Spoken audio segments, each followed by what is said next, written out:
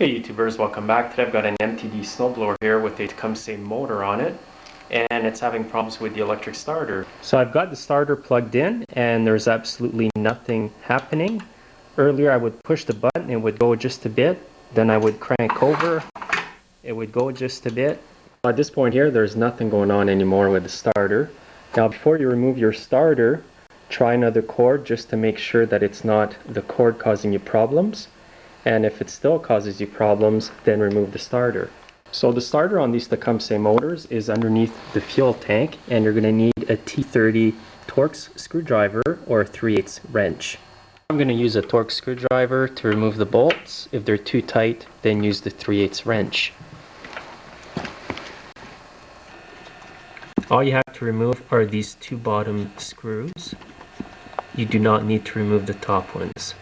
Now just grab the starter and pull it down and out this way. You can set it over here for now.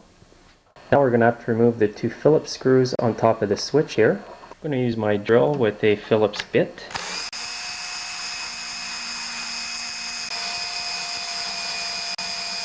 Now once you've got the two top screws removed, your whole starter is going to come right off. I'm going to take the starter apart just to see if there's something going on in there. So now to open it up, I'm going to remove the three bolts back here and they're a 5/16. One of the bolts is going to be short like this, and the two remaining bolts are going to be longer. Now I'll just pull the bolts right out. Now the back end of the starter along with the switch will come off. And that's going to tell you a lot about what's going on in there. And I can already see a problem. Some of the brushes are broken, and you can see that the armature is missing a few pieces of copper, and it smells super burnt. So probably somebody held it down too long when they couldn't start it. Now you can disconnect the whole back switch by removing the black wire here from the terminal and the white wire over here. So there it is. So that's finished. Now this comes off. Look at that. I haven't seen one this bad in a while. Usually all these pieces here will be intact, but it will smell really burnt when they've held it down too long. So what I'm going to salvage out of this is the gear here. That's still good. The black rubber cap and the switch assembly. So not all is lost. So I happen to have a used starter here that's going to fit that blower, and most of the time people will opt for the used snowblower starter if you ask a reasonable price. If it's in good shape like that, you can ask half the price of a new one. They're around 180 bucks here, brand new. Now the part number for this starter is 33329D, or it can be the same numbers with an E at the end or an F. So now I'm going to install this starter here, and I'm going to show you how to do that. So now I'll grab the starter in this position. The gear has to point toward the back of the blower if you have a Tecumseh engine. Now what you have to do is line up these two tabs here with the holes into these bolts here. There's a space there between the bolt head and the motor, and it's going to fit perfectly in there. You push it in, and then you put the two bottom screws. So grab the starter,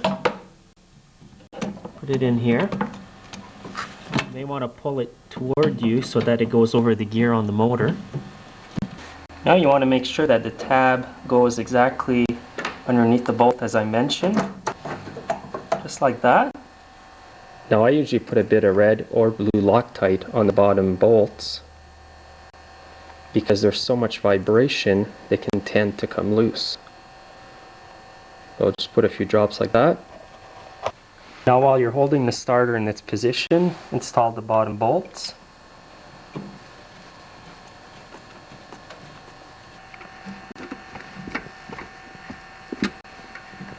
Now I'm just going to tighten them a bit more with the wrench.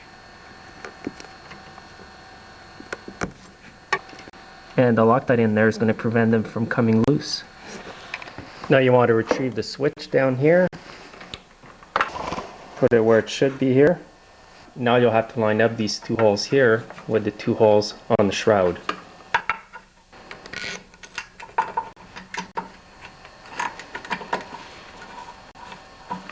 Now I use a good Phillips screwdriver and put the screws back in. I don't recommend using the drill to put the screws back in because you can easily strip the threads.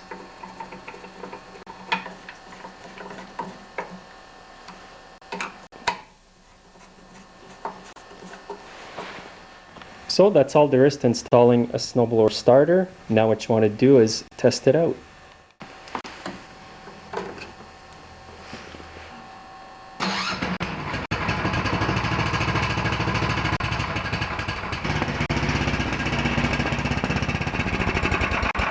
So it's an easy job anybody can do. Take your time when you're doing this. Don't be in a rush because sometimes there's a few snags on the way, especially when you try to get it into the motor.